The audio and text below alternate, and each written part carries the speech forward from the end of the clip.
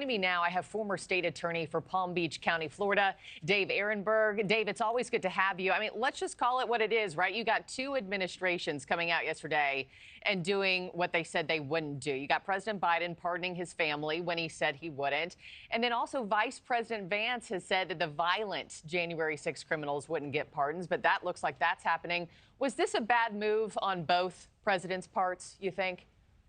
Yes, Markie, you hit the nail on the head. Republicans like J.D. Vance and even Attorney General nominee Pam Bondi, a friend of mine, said that President Trump would not pardon the violent protesters, the ones who attacked police officers, but he's going to pardon them all, which is just abhorrent, including the guy with the Camp Auschwitz t-shirt. I mean, you're talking about the worst of the worst he's pardoning, and that's despicable and awful. And I can't condemn that in harsh enough terms. And as far as President Biden pardoning his family members, I don't think he should have done that either, because first off, it makes the people he's pardoning look guilty. And the Tony Fauci's of the world and others, they didn't do anything wrong. They don't need to be pardoned.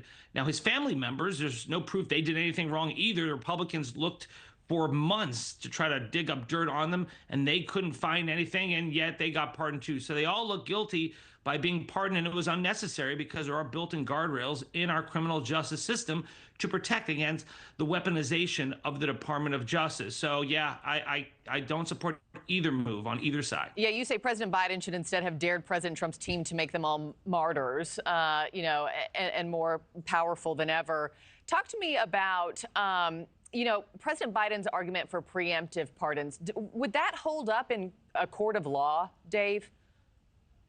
Yes, the preemptive pardons is really nothing new. You remember when Gerald Ford pardoned Richard Nixon? He had not been charged with a crime at that point. So you can do it. You just can't say, I'm going to pardon someone for future activity. You can't give someone future immunity, or else, wow, what a gift that would be, right? You can do anything in the future and you can never be charged, but you can pardon people for any past crimes. And that's what Biden did. Now, Biden's ostensible reason is that he saw that Kash Patel is likely to be the FBI director, and Kash Patel has an enemies list, and you have Republicans who have gone after the Biden family, so he wants to protect his family.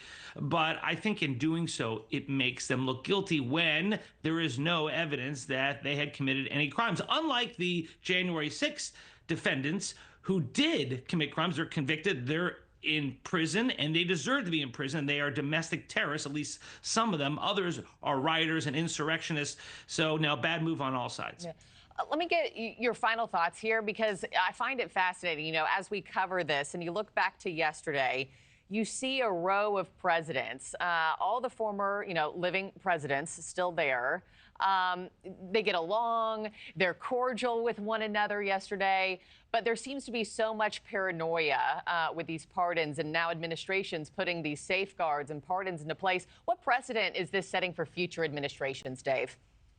I'm hopeful, Markie, that this is a one-time deal, that this will not set a precedent, that future presidents will start pardoning their family members and their associates because they fear that the next administration is going to trump up, to use a term, false charges against them. I'm hopeful that this is a product of the current era we're in, and we can get beyond this in future presidencies.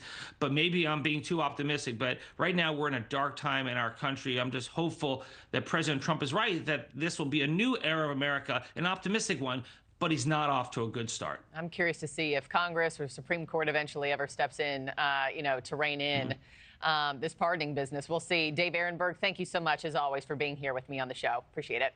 Thanks for watching, everybody. Go to joinnn.com to find NewsNation on your television provider. Also, don't forget to click that red subscribe button below to get more of NewsNation's fact-driven, unbiased coverage.